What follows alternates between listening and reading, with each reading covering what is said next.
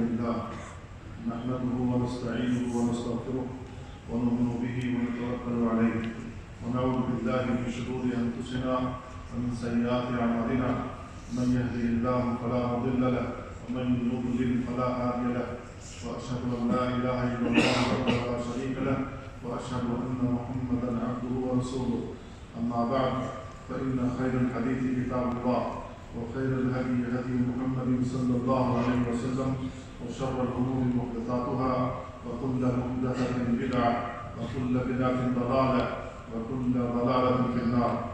أيها المؤمنون، يتردد كثيرا في مجالس الناس هذه الأيام حديث عن مرض يتخوفون منه ويخشون من انتشاره والإصابة به، بين حديث رجل متنبر مازح أو رجل مبين ناصح أو غير ذلك من أغراض الأحاديث التي تدور هذا المرض.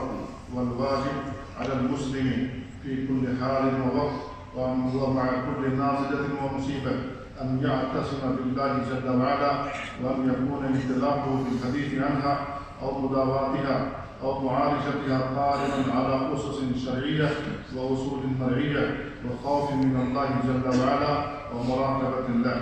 وهذه 6 وقفات حول هذا الموضوع الذي يشكل في حياة الناس هذه الأيام أهمية بالغة. الوقفة الأولى: الواجب على كل مسلم أن يكون في أحواله كلها معتصما بربه جل وعلا، متوكلا عليه، معتقدا أن الأمور كلها بيده، ما أصاب من مصيبة إلا بإذن الله، ومن يؤمن بالله يهدي قلبه. فالأمور كلها بيد الله وطوع تدبيره وتسخيره، وما شاء الله كان وما لم يشاء لم يكن، ولا عاصم إلا الله. قل من ذا الذي يعصمكم من الله إن أراد بكم سوءا أو أراد بكم رحمة. وقال تعالى: إن أرادني الله بضر هل هن كاشفات ضره، أو أرادني برحمة هل هن ممسكات رحمته. وقال تعالى: ما يفتح الله للناس من رحمة فلا ممسك لها، وما يمسك فلا مرسل له من بعده. وفي الحديث: واعلم أن الأمة لو اجتمعت على أن ينفعوك بشيء لم ينفعوك إلا بشيء قد كتبه الله لك، ولو اجتمعوا على أن يضروك بشيء لم يضروك إلا بشيء قد كتبه الله عليك. رفعت الأقلام وجفت الصحف. وفي الحديث: كتب الله مقادير الخلائق قبل أن يخلق السماوات والأرض ب50,000 سنة. وفي الحديث: إن أول ما خلق الله القلم فقال له اكتب، قال ربي وماذا أكتب؟ قال اكتب مقادير كل شيء حتى تقوم الساعة. فالواجب على كل مسلم أن يفوض أمره إلى الله راجيا تامعا معتمدا متوكلا، لا يرجو عافيته وشفاءه وسلامته إلا من ربه تبارك وتعالى، ولا تزيده الأحداث ولا يزيده حلول المصائب إلا التجاء واعتصاما بالله. ومن يعتصم بالله فقد هدي إلى صراط مستقيم.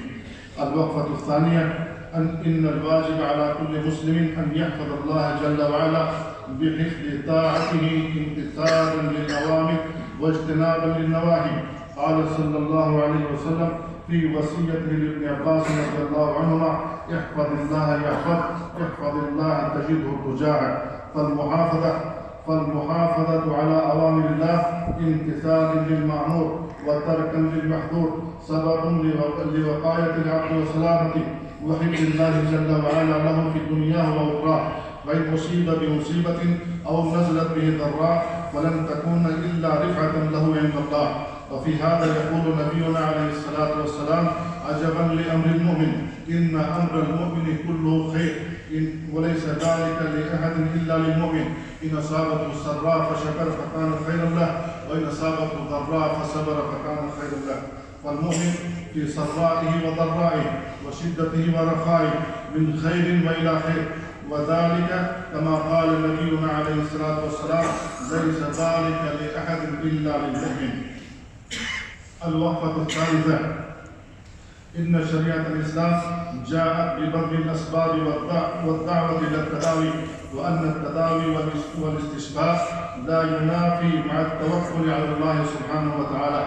والتداوي الذي جاءت به شريعة الإسلام يتناول نوعي الطب: الأول الطب الوقائي الذي يكون قبل نزول المرض، الثاني الطب العلاجي الذي يكون بعد نزوله، وبكل ذلك جاءت الشريعة، وجاء فيها أصول العلاج والشفاء وأصول التداوي مما يحقق للمسلم سلامة وعافية في دنياه وأخراه.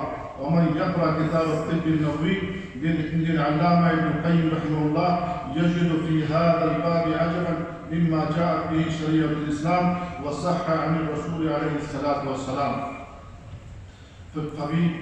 ففي مجال الطب الوقائي يقول نبينا عليه الصلاة والسلام: من اصطبح بسبع تمرات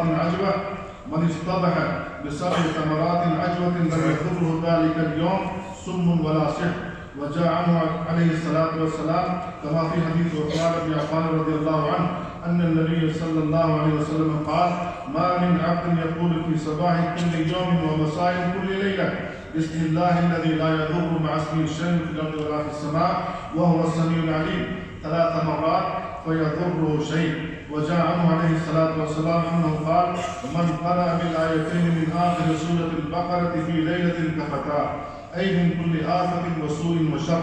وجاء في حديث عبد الله بن خبيب رضي الله عنه قال: خرجنا في ليلة مطيرة وظلمة شديدة نطلب رسول الله صلى الله عليه وسلم يصلي لنا، قال: فأدركته فقال: قل، فلم أقل شيئا، ثم قال: قل، فلم أقل شيئا، قال: قل، قلت: ما أقول؟ قال: قل هو الله أحد والمعوذتين حين تمسي وتصبح 3 مرات تكفيك من كل شيء. وجاء عنه عليه الصلاة والسلام كما في حديث عبد الله بن عمر رضي الله عنهما أنه كان لا يدع هذه الدعوات حين يصبح وحين يمسي: اللهم إني أسألك العفو، اللهم إني أسألك العافية في الدنيا والآخرة، اللهم إني أسألك العفو والعافية في ديني ودنياي وفي أهلي ومالي، اللهم استر عوراتي وآمن روعاتي، اللهم احفظني من بين يدي ومن خلفي وعن يميني وعن شمالي ومن فوقي، اللهم إني أعوذ بعظمتك أن أغتال من تحتي.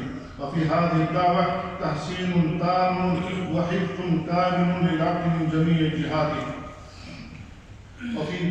وفي مجال الطب العلاجي جاء عنه عليه الصلاة والسلام إرشادات عظيمة وتوجيهات كريمة وأشفية متنوعة جاءت مبنية في سنته عليه الصلاة والسلام يطول المقام بذكرها أو الإشارة إليها. ينظر بسط في هذا الموضوع الواسع في كتاب زاد المعاد لابن القيم رحمه الله.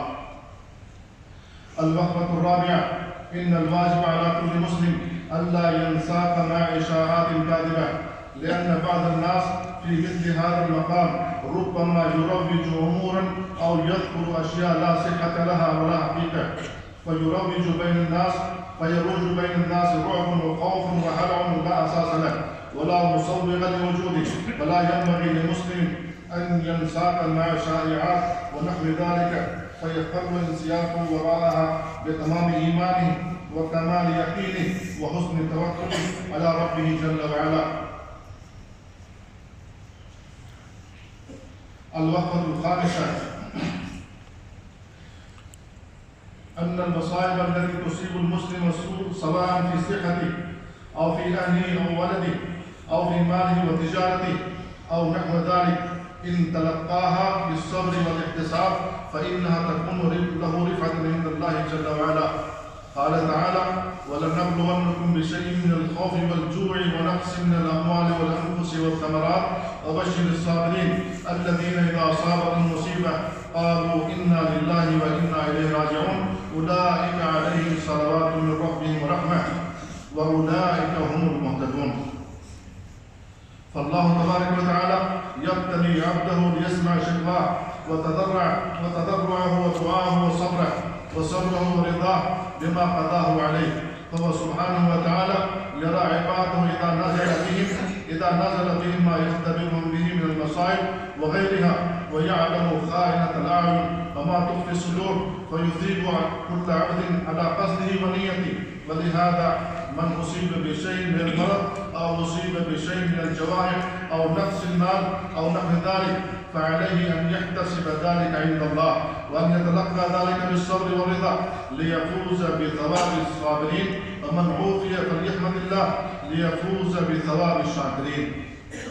الوقفة السادسة: إن أعظم المصائب المصيبة في الدين، فهي أعظم مصائب الدنيا والآخرة، وهي نهاية الخسران الذي لا ربح معه، والحرمان الذي لا طمع معه. فإذا ذكر المسلم ذلك عند مصابه في صحته أو ماله حمد الله على سلامة دينه.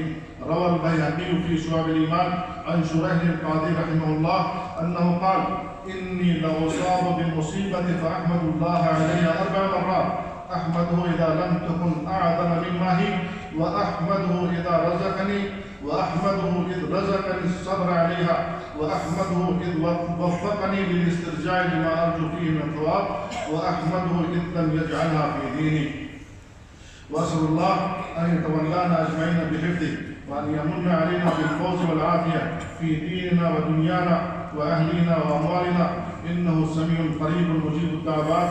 بارك الله لي ولكم في القرآن العظيم، ونفعني وإياكم بما فيه من الآيات والذكر الحكيم. أقول ما تسمعون، وأستغفر الله لي ولكم ولسائر المسلمين من كل ذنب، فاستغفروه إنه هو الغفور الرحيم.